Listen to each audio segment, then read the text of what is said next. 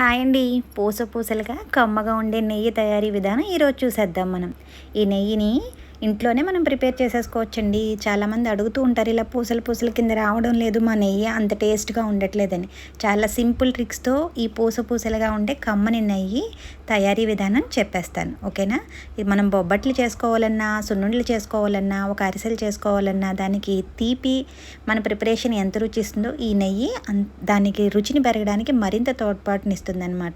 మనం బయట కొనుక్కుని తెచ్చుకోవచ్చు, కానీ మనం ఇంట్లోనే ప్రిపేర్ చేసుకోవచ్చు. పాలని ఈ విధంగా సిమ్లో పెట్టి బాగా కాచి తోడు పెట్టిన తర్వాత పెరుగు మీద మేగడిని నేను ఇలా కలెక్ట్ చేసుకున్నాను. ఒక 4-5 డేస్ మేగడ అనమాట. ఇది ఫ్రిడ్జ్లో పెట్టింది తీసి ఇలా మిక్సీ జార్లో వేసి కొన్ని ఐస్ క్యూబ్స్ వేయాలండి. టిప్స్ అన్నాను కదా, ఇదేనమాట. ఐస్ క్యూబ్స్ వేసి కూలింగ్ వాటర్ వేయడం వల్ల వెన్న త్వరగా వస్తుంది. యాక్చువల్గా మనం చిలికితేనే బాగా వస్తుంది వెన్న, కాకపోతే మనం మిక్సీలకి అలవాటు పడ్డాం కదా, మిక్సీలో వేయడం వల్ల కొంత వేడి వస్తుంది. ఈ ఐస్ క్యూబ్ వేయడం వల్ల వేడిని కంట్రోల్ చేసి వెన్న త్వరగా వచ్చేస్తుంది.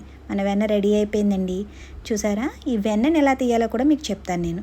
ఈ వెన్నని తీసేటప్పుడు మనం బయట అమ్మేవాళ్ళు ఈ వెన్నని ఈ విధంగానే తీసి మనకి వెయిట్తో అమ్మేస్తుంటారు, అంతే వెయిట్ వచ్చేస్తుందని. కానీ ఇందులో ఉండే మజ్జిగని మొత్తాన్ని కూడా మనం ఈ విధంగా ప్రెస్ చేస్తూ మజ్జిగ మొత్తాన్ని కూడా తీసేయాలండి. లేదంటే ఆ మజ్జిగ అనేది మనం నెయ్యి కాచేటప్పుడు తొరకలుగా వచ్చేసి కింద అడుగు ఎక్కువ పట్టేస్తుంది అనమాట. ఈ విధంగా మజ్జిగంతా కూడా తీసేసిన వెన్నని ఈ విధంగా కలెక్ట్ చేసుకుని మరొక బౌల్లో పెట్టుకుందాం. దీన్ని స్టవ్ మీద పెట్టి సిమ్లో పెట్టి మనం స్పూన్తో ఈ విధంగా కలుపుతూ మనం వెన్నని కాయాలండి. ఒక 5-10 మినిట్స్ మనం దానికి కేటాయిస్తే కమ్మని నెయ్యి రెడీ అయిపోతుంది. ఈ విధంగా మధ్యలో తిప్పకపోతే ఏమవుతుందంటే గిన్నె అంచులకి మొత్తం కూడా పట్టేసి దానివల్ల ఆ గిన్నె కడగడానికి ఇబ్బంది అవుతుంది, నెయ్యి కూడా దాంట్లో ఉండిపోతుంది అనమాట. మనం ఈ విధంగా మూవ్ చేస్తూ కలపాలి. చూసారా? గోల్డెన్ షేడ్లోకి వచ్చేసింది నెయ్యి. ఇక మనం స్టవ్ ఆపే టైం అయిపోయిందనమాట. దీంట్లో మనం కొద్దిగా మెంతులు కానీ లేదా కరివేపాకు కానీ వేసుకుంటే మనకి నెయ్యి మరింత సువాసన వస్తుందండి. ఇది కూడా మెయిన్ టిప్గా మీరు గుర్తుపెట్టుకోండి.